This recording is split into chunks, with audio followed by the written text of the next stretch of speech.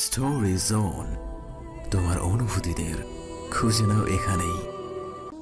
দেখলেন তো, আমার কথা সঠিক, তাই আমার কথার বিপরীতে কোনো উত্তর দিতে পারছেন না। পাখিরা কঠোর পরিশ্রম করে, তারপর খাবারের সন্ধানে যায়, খড়কুটো তুলে এনে নিজের ঘর নিজে বানায়, ঠিক সন্ধেবেলায় নিজের বাড়িতে ফেরে। এর বিনিময়ে স্বাধীনতা তাদের প্রাপ্য, তাই না? বাহ, পুরো ডিটেইলিং এ চলে গেলেন আমাকে ভুল প্রমাণিত করতে। আমিও পরিশ্রম করি। তেমন কিছুই না তো, কেমন পরিশ্রম শুনি?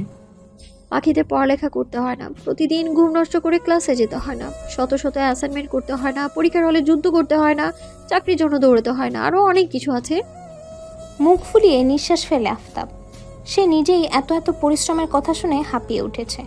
পরক্ষণেই বলল, ওকে মিস পরিশ্রমী খুশবু, মেনে নিলাম। আমি ভুল, আপনি সঠিক। ঠিক আছে। খুশবুর সহজ সরল বোকা উত্তরে হাসির পরিমাণ বৃদ্ধি পায়। শব্দ করে হেসে চলেছে আফতাব, আর খুশবু শুনছে মনোযোগ সহকারে। পুরুষ মানুষের হাসির সুর এত সুন্দর হয়? কই, তার ভাইও তো হাসে। তার হাসিকে রাক্ষসের হাসির সাথে তুলনা করা যায়? আর এখানে কেস পুরো উল্টো। নির্বাক হাস্যধ্বনি শুনতে থাকা খুশবুকে জাগ্রত করে আফতাব, বলে, পরশু রাতে ক্যাম্পে চলে যাচ্ছি। খুশবু খানিকটা নড়ে চড়ে ওঠে। কি উত্তর দিবে ভেবে পেল না।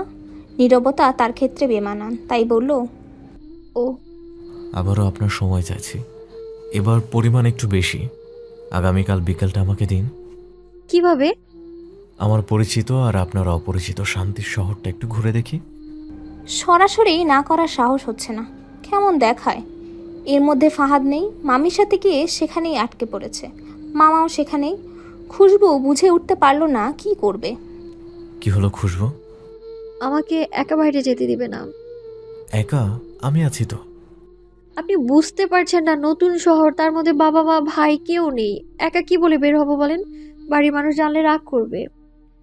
মেয়েদের কিছু বাধ্যবাধকতা থাকে, আফতাব জানে।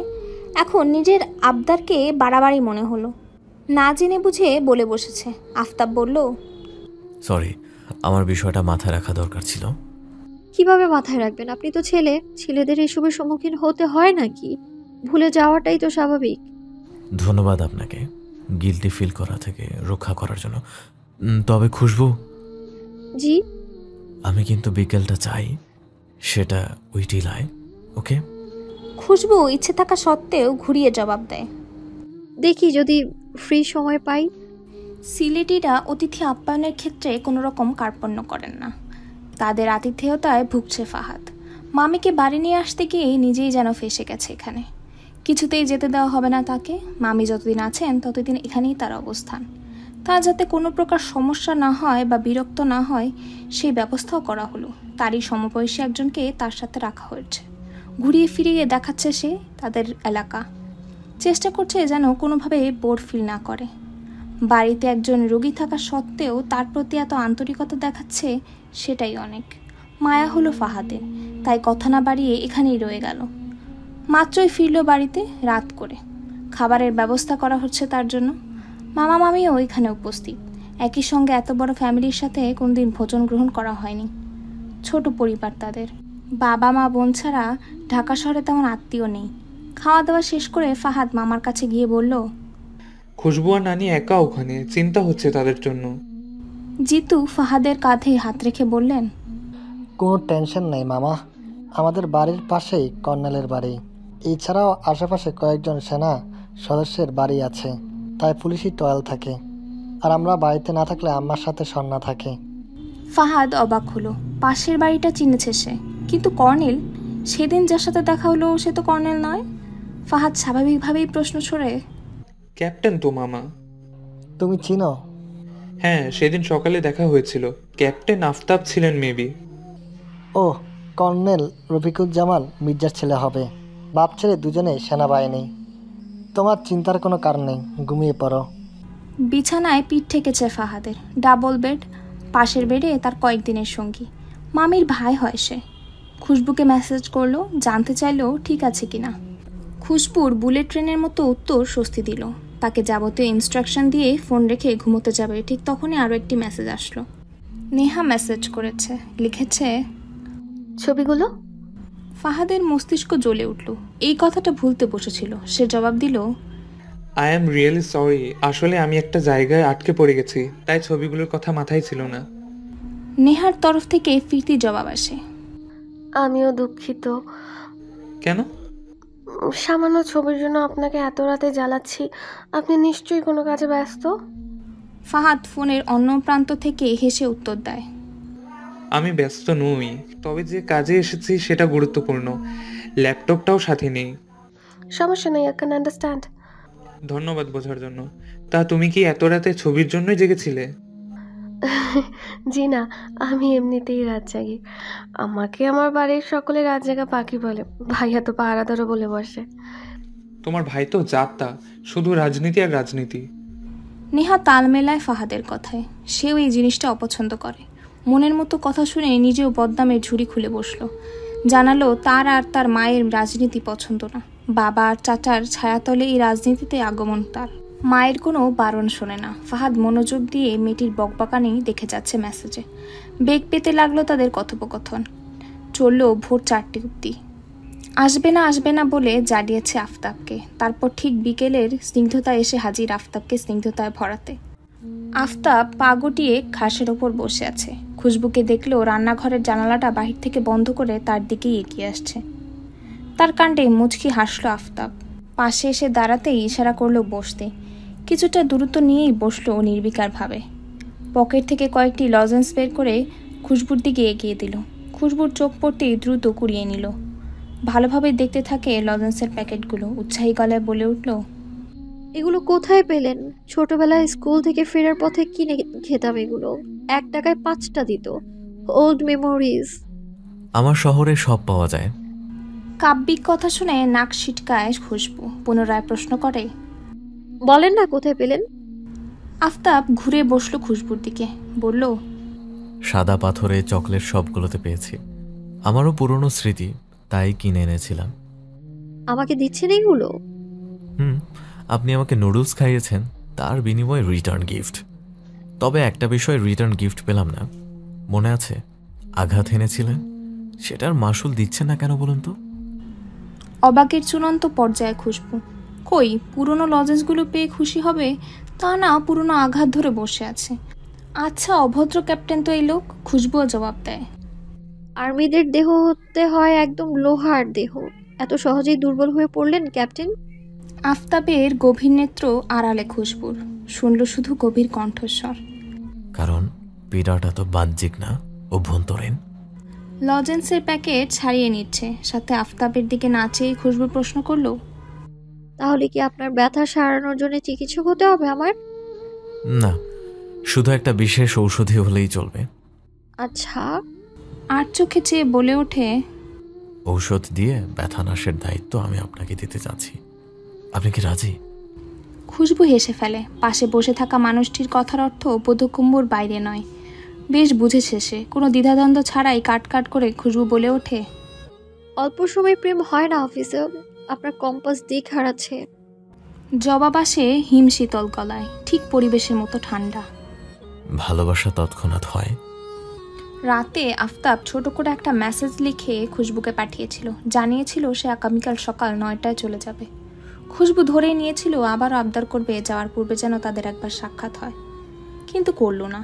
ব্যাপারটা বিশেষভাবে ভাবিয়েছে খুশবুকে। পাশে নাক ডাকে থাকা নানির দিকে একবার চাইল। ঘড়িতে সকাল 8টা বাজে। রাতে ঘুমিয়ে আবারও হঠাৎ জেগে উঠেছে। এরপর থেকেই বাকিটা রাত কাটিয়েছে নির্ঘুম। ভোর খুব কমই দেখা হয় খুশবুর। হাজারো বকাঝকা তাকে নড়চড় করাতে পারে না। কলেজ পার করার পর কোনো দিন 9টার আগে ঘুম ভেঙেছে কিনা তাও মনে নেই। আজ সূর্য বোধ হয় অন্যদিকে উঠেছে। ঘুমকাতর মেয়ের মধ্যে ঘুমের কোনো লক্ষণ নেই। খুব সাবধানে বিছানা থেকে নেমে চোখে মুখে পানির ঝাপটা দিয়ে ফ্রেশ হয়ে নিল। চুলো চা বসিয়েছে। আজ সে প্রকৃতিপ্রেমী হবে। চায়ের কাপ হাতে নিয়ে উঠোনে গিয়ে বসবে। উকি ঝুঁকি দিয়ে কফিটাও খুঁজে বের করলো। চায়ের সাথে কফির মিশ্রণ অসাধারণ মনে হয় খুশবুর কাছে। যেমন পছন্দ তেমন কাজ। চা আর কফি একসাথে মগে নিয়ে উঠোনে নিজের পায়ের মাপের চেয়ে বড় জুতো পরে ছটফট করতে থাকা মুরগিগুলোকে ছেড়ে দিয়ে বোকার মতো করে বলে উঠল, যা উড়ে যা। নিজের এমন কর্মকাণ্ডে নিজেই আনমনে হাসল খুশবু। উঠোনে পা গুটিয়ে জমিনে বসে মুরগিদের দৌড়ঝাঁপ দেখতে লাগলো। তাদের পিছু পিছু ছোট্ট বাচ্চা ছানাগুলোও দৌড়ঝাঁপ করছে, যেন ছাড়া পেয়ে তারা মহা খুশি। শীতল ঠান্ডা হওয়ায় মন ফুরফুরে হয়ে উঠেছিল, কিন্তু ঠিক সেই মুহূর্তে মনে পড়ল আফতাব আজ চলে যাবে। পাশে রাখা ফোন হাতে নিয়ে দেখলো অনেকটা সময় হয়ে গেছে। 9টা বাজতে আর 10 মিনিট বাকি। দীর্ঘশ্বাস ফেলার সাথে সাথে ছোটাছুটি করতে থাকা একটা মুরগি দরজা বেয়ে বাহিরে দৌড় লাগালো। খুশবু ভড়কে গেল, একাকী বলে উঠল, আরে মুরগির বাচ্চা, আমার কথা সিরিয়াসলি নিতে বলিনি তো। দরজাটা ভালোভাবে বন্ধ করে খুশবু ছুট লাগালো বেয়াদব মুরগিটার পেছনে। কিছু পথে গিয়ে খপ করে ধরেও ফেলল। দুহাতে জাপটে ধরে সামনে চাইতেই দেখল সেনাবাহিনীদের একটা গাড়ি। পাশেই লাগেজ রাখা একজন মহিলা দাঁড়িয়ে আছেন, সাথে 2 জন পুরুষ। একজনের গায়ে ইউনিফর্ম আর একজন সাদাসিধে কাপড়ে। চিন্তা এক মুহূর্তও দেরি হলো না খুশবুর। ইউনিফর্ম গায়ে আফতাবই দাঁড়িয়ে, দূরত্ব বেশি না, স্পষ্টও দেখা যাচ্ছে। ইউনিফর্ম পরা অবস্থায় ভালোভাবে আজই প্রথম দর্শন হলো। অন্যদিকে বাবা মাকে বিদায় নেওয়ার মাঝেই আফতাবের চোখ গেল সামনের দিকে। আফতাব খুশবুকে দেখে অবাক হলো। তার হাতে মুরগি দেখতে পেয়ে সাথে সাথেই ফিক করে হেসে উঠল। রকুনুজ্জামান ছেলের উদ্দেশ্যে প্রশ্ন করলেন, হাস্য কেন? না কিছু না বাবা, আসি, ভালো থাকবে, আসসালামু আলাইকুম। মাকে জড়িয়ে ধরে কপালে চুমু খেয়ে গাড়িতে চেপে বসলো আফতাব। তাদের সামনে খুশবুর সাথে কথা বলা অসম্ভব। গাড়ি চলতে শুরু করলে পিছু হটে যায় খুশবু। এতক্ষণ হতবিহ্বল চোখে চেয়েছিল। গাড়ি তাকে দ্রুত অতিক্রম করে চলে গেল। লুকিং গ্লাসে বাবা মাকে বাড়ির ভেতরে চলে যেতে দেখে আফতাব ড্রাইভারকে বলে উঠল, আক্তার, গাড়ি ব্যাকে নিন, একটু দরকার আছে, আপনি নিন। গাড়ি উল্টো ফিরে আসলো। আফতাব জানতো খুশবু এখনো দাঁড়িয়ে। লুকিং গ্লাসে চেয়ে সেটা নিশ্চিত হয়েছে, এখনো মুরগিটা তার হাতে। গাড়ি পেছনের দিকে আসতে দেখে বেশ আগ্রহ নিয়ে নড়ে চড়ে দাঁড়ালো খুশবু। ঠিক তার বরাবর এসে থামলো গাড়িটা। আফতাবের হাস্যোজ্জ্বল মুখ দেখে খুশবু ঠোঁটের এক কোণে কিঞ্চিত হাসি টেনে আনলো। আফতাব জানালার দিকে সামান্য ঝুঁকে প্রশ্ন করলো, ওকে আপনার বন্ধু? খুশবু অবুঝ গলায় জানতে চাইল, কে? আফতাব ঠোঁট কামড়ে হেসে জবাব দিল, এই মুরগিটা।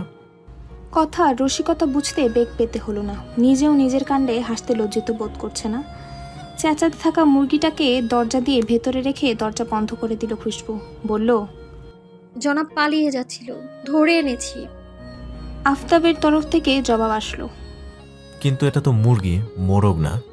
আপনি ওকে জনাব কেন বলছেন খুশবু? ঠোঁটে ঠোঁট চেপে আফতাবের দিকে চাইল খুশবু। তৎক্ষণাৎ জবাব দিল, একটা হলেই হলো, এত ক্রিটিক্যাল কেন আপনি? আমি বলেছি, আপনি বুঝেছেন, শেষ কাহিনী। ভেজাল মুক্ত নারী। চলে যাচ্ছেন? আফতাবের মুখটা মিয়ে এলো। মন খারাপের সুরে বলল, হ্যাঁ। ওকে, টেক কেয়ার। আজ থেকে কিন্তু বখাটের রূপে ফিরে আসবো। চললাম। খুশবুকে বিদায় জানিয়ে গাড়ি ছুটছে তার উদ্দেশ্যে। আফতাবের কথা বুঝতে কিছুটা সময় লাগলেও পরবর্তীতে ঠিক বুঝে নিল খুশবু। সে আবারও কল করবে, ক্যাম্প থেকে বখাটের বেশে জ্বালাবে তাকে। খুশবু গাড়িটার দিকে চেয়ে রইল। ঠিক তখনই কেউ পেছন থেকে ভরাট গলায় প্রশ্ন করলো, তুমি কি ওকে চেনো? খানিক ধরফরিয়ে ওঠে খুশবু। ঘুরে তাকিয়ে দেখলো একজন মধ্যবয়স্ক লোককে। প্রথমে না চিনলেও হুট করে মস্তিষ্কের বাতি জ্বলে ওঠে। মনে পড়ে আকাশি রঙের ফতুয়া পরা লোকটাকে। তার সামনে হাত পেছনে বেঁধে থমথমে মুখে দাঁড়িয়ে আছেন তিনি। খুশবু খানিক ভীত গলায় বলল, না মানে, কার কথা বলছেন? গাড়ি দিয়ে যে গেল, যার সাথে কথা বললে। খুশবু তার পরিচয় না জেনেই উত্তর দিল, চিনি। রফিকুজ্জামান অনেকটা আশ্চর্য চোখে চাইলেন খুশবুর দিকে। পর্যবেক্ষণ করলেন তার ভীত মুখটা। প্রশ্ন ছুড়ে দিলেন আবারও, কোন বাসায় থাকো? খুশবু হাত তুলে বাড়ির দরজার দিকে ইশারা করলো। বিনয়ের সুরে বলল, এই বাড়িটায় আমরা এখানে ঘুরতে এসেছি, ঢাকা থাকি। সরল মনে বলে দিয়েছে খুশবু। আফতাবের সাথে কথা বলতে দেখে অন্যরকম চিন্তা মাথায় আসলেও মেয়েটির মুখ দেখে কেন যেন তাকে খারাপভাবে নিতে ইচ্ছে করলো না রফিকুজ্জামানের। তিনি আবার প্রশ্ন করলেন, কতদিন যাবৎ চেনো আফতাবকে? খুশবু স্বল্প সময় নিয়ে ফিরে নিচু গলায় প্রশ্ন করলো, আপনার পরিচয়টা? আমি ওর বাবা। সমস্ত কথাগুলো গলায় আটকে আসলো খুশবুর। এবার না কোনো প্রশ্ন মুখে ফুটলো আর না কোনো উত্তর। আকস্মিক ভীত হয়ে উঠল খুশবু। তিনি দেখেছেন তাদের কথা বলতে, কি ভাবছেন? রেগে গেছেন? একটা ছেলে ও একটা মেয়ের একে অপরের সাথে কথা বলা সমাজ এখনো ভালো চোখে দেখে না। খুশবু চুপ করে গেল। বললে না যে কতদিন যাবৎ চেনো আফতাবকে? আমতা আমতা করে খুশবু জবাব দিল, অল্প কয়েকদিন। আসলে আঙ্কেল, আমরা সাদা পাথর গিয়েছিলাম, সেখানে আসলে। ও আচ্ছা, বুঝেছি। এমনিতে প্রশ্ন করলাম তোমায়, কিছু মনে করবে না। আসে। প্রাণ ফিরে পেল খুশবু, ঝটপট জবাব দিল, জি, আসসালামু আলাইকুম। হ্যালো ডিয়ার লিসেনার্স, আপনারা শুনছেন স্টোরিজ অন প্রেজেন্স ধারাবাহিক পর্ব গল্প। আমাদের সামগ্রিক প্রচেষ্টাকে উৎসাহিত করতে লাইক এন্ড কমেন্ট করতে ভুলবেন না। Thank you. সালামের জবাব দিয়ে সামনের দিকে হাঁটতে শুরু করলেন রফিকুজ্জামান। পায়ের জুতো দেখে বোঝা গেল সকালে হাঁটতে বেরিয়েছেন ছেলেকে বিদায় দিয়েই। এক দৌড়ে ঘরে প্রবেশ করে ফোন হাতে নিলেন তিনি। আফতাবের নাম্বার ডায়াল লিস্টেই ছিল, তাকে কল করলেন। অর্ধেক রাস্তায় খুশবুর নাম্বার থেকে ফোন পেয়ে খানিকটা চমকে উঠল আফতাব। রিসিভ করে কিছু বলার পূর্বেই খুশবু হাঁপিয়ে বলতে লাগলো, জানেন, আপনার বাবা আমাদের কথা বলতে দেখেছেন, এতক্ষণ আমায় জিজ্ঞাসাবাদ করলেন। উনি কি অনেক রাগী? মুখ দেখে তো মনে হলো রাগী। আমার না ভয় করছে। আপনি কেন ফিরে এলেন আবার? এখন কি হবে আমাকে যদি খারাপ ভাবেন? এক নিঃশ্বাসে খুশবুর কথা শুনে হতবাক আফতাব। মুখ থেকে কথার ফোয়ারা ফুটছে। একসঙ্গে ভীতগলায় কত কথা বলে ফেলল। কোনটার উত্তর দেবে? বাবার সাথে তার দেখাটাও তো সম্পূর্ণ কাকতালীয়। রিল্যাক্স খুশবু। কিসের রিল্যাক্স? আপনাকে দেখে নিবে। দেখেন, আপনি অপরিচিত মেয়েদের সাথে রাস্তায় দাঁড়িয়ে কথা বলেন না। কিঞ্চিত হাসি ফুটল আফতাবের মুখে। অদ্ভুতভাবে খুশবুর অস্থির চরিত্রটাও বিশেষভাবে ভালো লাগছে তার। ইচ্ছে হলো একটা জ্বালাতন করা যাক। গাড়ির সিটে পিঠে নিয়ে বলল, আমার বাবা খুবই স্ট্রিক্ট। আমারই ভুল হয়েছে বাড়ির সামনে দাঁড়িয়ে আপনার সাথে কথা বলা। কি করব বুঝতে পারছি না। আমি সেখানে নেই, তাই বাবা আমাকে কিছু বলতেও পারবে না। আপনি সাবধানে থাকবেন, বুঝেছেন? বাবা যদি আপনাদের বাড়িতে বিচার নিয়ে আসে, ভয় পাবেন না একদমই। খুশবু শঙ্কিত, আড়ষ্ট, সাথে সাথে এই রাগান্বিত ভাবটা ফুটে ওঠে। কিভাবে তাকে বাঘের খাঁচা একা ফেলে দিব্যি পার হয়ে গেল? সহজেই বিশ্বাস করে নেওয়ার স্বভাবটা চড়ে বসে মস্তিষ্কে। তাত কিমি করে বলে ওঠে, কি স্বাভাবিকভাবেই না কথাটা বলছেন। যদি সে বিচার নিয়ে আসে, আমি আরো বিচার দিব আপনার নামে, দেখে নিয়েন আপনি। আচ্ছা, কি বলবেন শুনি? এই যে বখাটেদের মতো আমায় রাত দিনে বিরক্ত করেন আপনি। খুশবুর কণ্ঠস্বরে অস্থিরতা। বেশি বেশি বোধহয় ঠিক হবে না, তাই কদম ফিরিয়ে নিল আফতাব। বলল, শুনুন, মজা করছিলাম, এমন কিচ্ছু হবে না। আপনি শান্ত হয়ে একটা দীর্ঘ নিঃশ্বাস নিন। স্বস্তির নিঃশ্বাস ফেলে খুশবু জবাব দেয়, এমন মজা কেউ করে? আমি করি। চিন্তার কোনো কারণ নেই। বাবা হয়তো কথা বলতে দেখেছেন, তাই আগ বাড়িয়ে এসে জানতে চেয়েছেন। That's it. মামা মামি সহ বাড়ি ফিরছে ফাহাদ। বোন আর নানিকে ঠিকঠাক দেখতে পেয়ে মনে মনে স্বস্তি অনুভব করলো সে। এসেই চা নাস্তা নিয়ে কাজে লেগে পড়ল। কথা দিয়েছে আজই ছবিগুলো এডিট করে দেবে। এক হাতে চায়ের কাপ আর অন্য হাতে টোস্ট বিস্কুট নিয়ে ফাহাদের পাশে পা গুটিয়ে বসল খুশবু। ল্যাপটপে উকি ঝুঁকি দেওয়াতে চোখ রাঙানির শিকারও হলো ফাহাদের দ্বারা। তারপরও থেমে থাকলো না। ইচ্ছে হলো কাজে একটু বাধা দেওয়া যাক।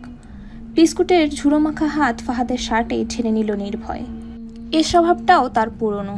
রাগাতে কার না ভালো লাগে। অপরাধের শাস্তিও তৎক্ষণাৎ পেয়ে গেল। ফাহাদ হাত মুট করে খুশবুর মাথায় গাঁটটা মেরে বলল, বেয়াদব হচ্ছিস। মাথায় হাত বুলিয়ে খুশবু জবাব দিল, তোমার দেখানো পথেই তো চলছি। বিরক্ত করিস না, কাজ করতে দে।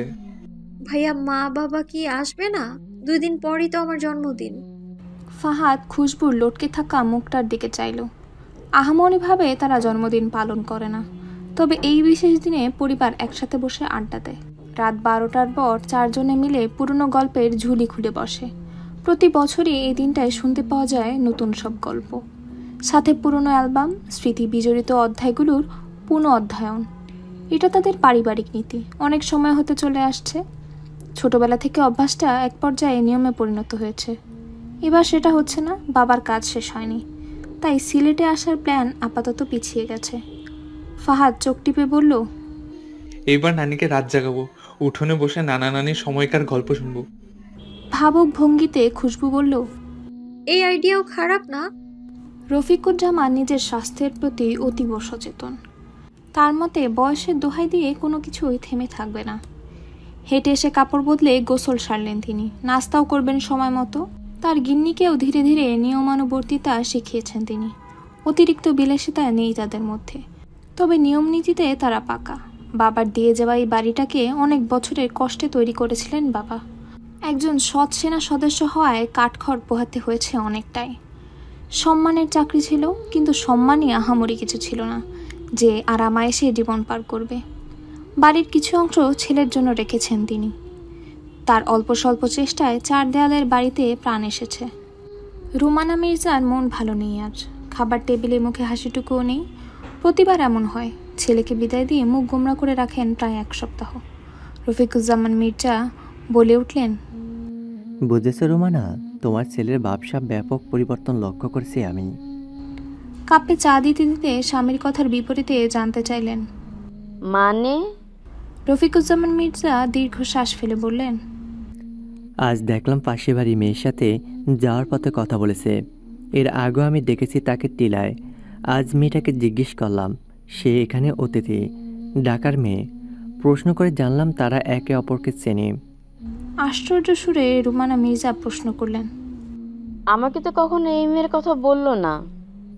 ব্যাপারটা ভিন্ন, তাই হয়তো বলেনি। পৌঁছে ফোন করলে তুমি একবার সরাসরি জিজ্ঞেস করো তো। আচ্ছা, করব। মাথা দুলে সম্মতি দিলেন রুমানা মির্জা। সময় পালা দিয়ে 2 দিনের 48 ঘন্টা নিয়ে চলে গেছে। এক বিচিত্র মন খারাপ খুশবুর মাঝে বিরাজমান। এই 2 দিনে টিলায় একবারের জন্য যাওয়া হয়নি তার, তবে ফিরে তাকানো হয়েছে কয়েকবার। আগামীকাল 1 ফাল্গুন। ভাবতে বসলে এবার কেমন যেন সবটা এলোমেলো হয়ে হৃদগহ্বরের এক কোণে ধামাচাপা পড়তে থাকা সাহির নামটার কথা স্মরণ হলো। স্বল্পমাত্রার ঘৃণার অনুভূতি হলো। খুশবু পরিতৃপ্ত, এটাই চেয়েছিল সে। তাকে ফোন করার ইচ্ছেও হয় না। মন খারাপের কারণ আফতাব। লোকটা মনে হয় ব্যস্ত, 2 দিন যাবৎ নিরুদ্দেশ। একবার চেয়েছিল খুশবু কল করবে, তবে সাহস হলো না।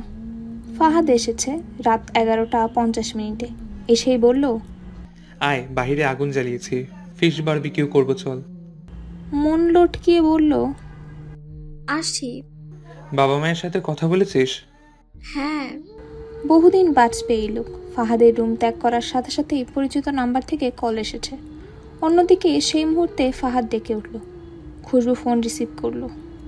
আফতাব শুরুতেই বলে উঠল, ব্যস্ত ছিলাম। বুঝেছি। সহজ উত্তর খুশবুর। সারের মতো চেঁচিয়ে ওঠে ফাহাদ আরেক দফা। খুশবু বিরক্ত হয়, সাথে শঙ্কিত।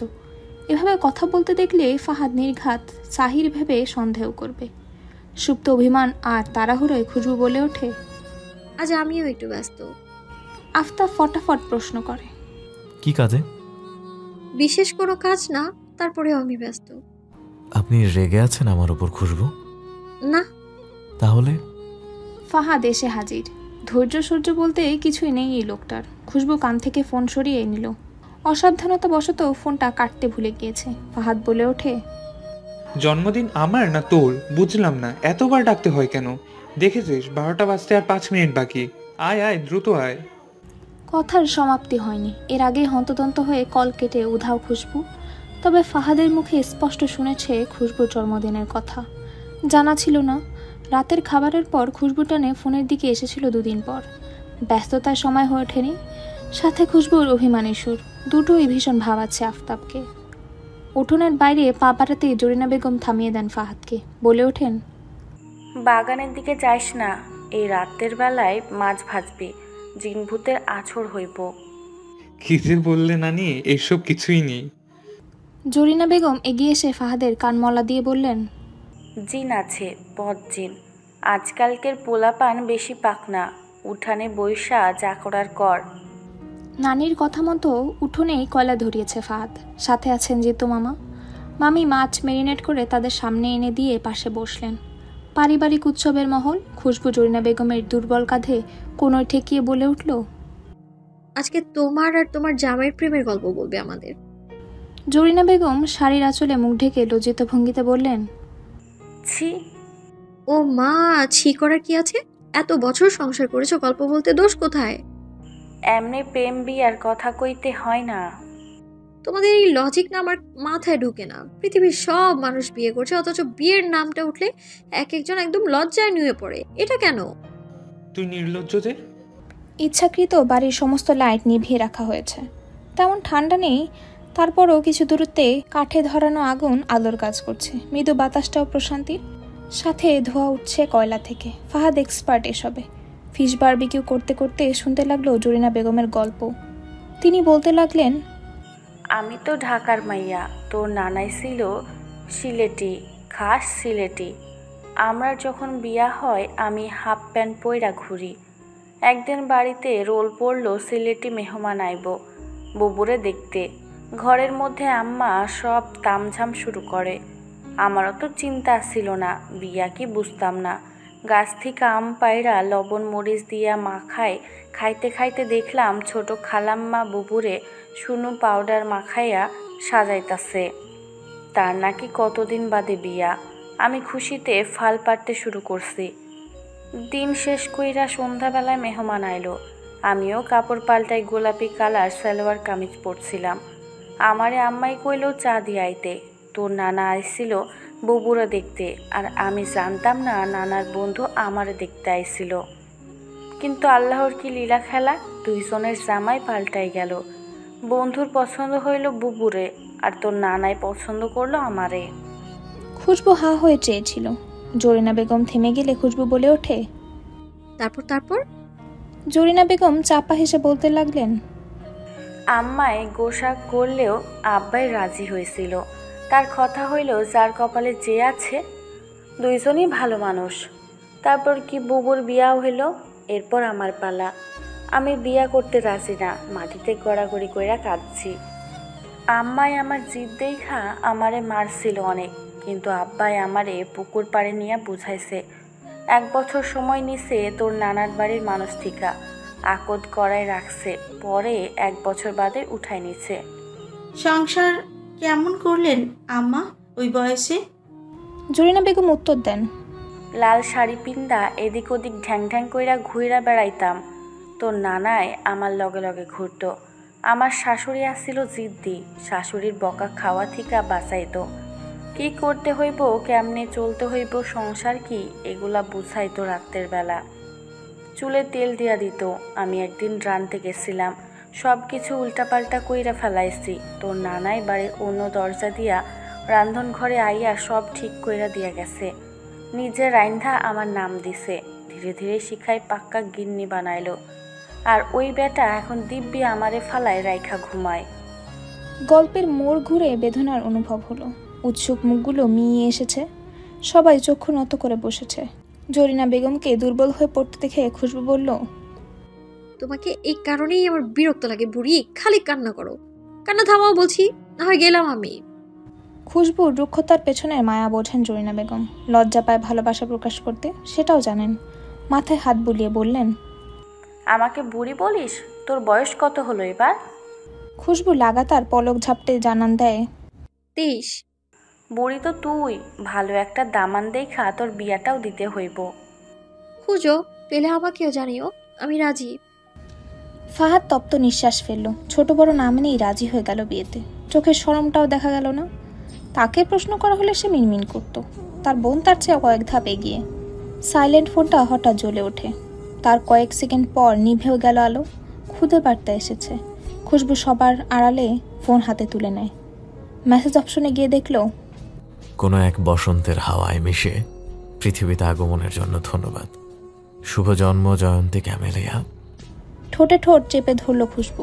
তাকে ক্যামেলিয়া বলে সম্বোধন করলো। সে তো এক ফুলের নাম। এক চিলতে হাসি ফুটে আছে আনমনে নেত্রস্থাপিত সৌন্দর্যমাখা লেখাগুলোর দিকে। বাবা মা ভাই ব্যতীত সকলেই তাকে বিশেষ অনুভব করাতে অক্ষম। আছে আক্ষেপের অবসান। প্রত্যুত্তরে ছোট করে লিখে ফেলে, ধন্যবাদ। রেগে আছেন? ফিরিতি উত্তরে দ্রুততা দেখে কিছুটা অবাক হয় খুশবু। হয়তো বার্তা লিখেই বসেছিল, শুধু খুশবুর জবাবের অপেক্ষা বিলম্বিত করে রেখেছিল। আমি রেগে নেই, সময় কাটাচ্ছি পরিবারের সাথে। বিশেষ সময়টা উপভোগ করুন। শুভরাত্রি। দেশের সীমান্ত এক নেশা হয়ে দাঁড়িয়েছে। আত্মিক সুখ মেলে এখানে। পাহাড়ে মোড়ানো এই শহরে ভয়ানক প্রশান্তি। বাকি সেনা সদস্যদের সাথে নিয়ে তল্লাশিতে মশগুল আফতাব। এক ঝাঁক মাল বোঝাইকৃত ট্রাক আসছে পার্শ্ববর্তী দেশ থেকে। মুখে এক ফোঁটা বিরক্তির ছাপ নেই। দেশ রক্ষার সাথে সাথে প্রেম জাগে কর্মের প্রতি, কোনো ক্লান্তি যেন ক্লান্তি মনে হয় না। ভারী রাইফেলগুলোকে নিতান্তই কম ওজনের বস্তু বলে মনে হয়।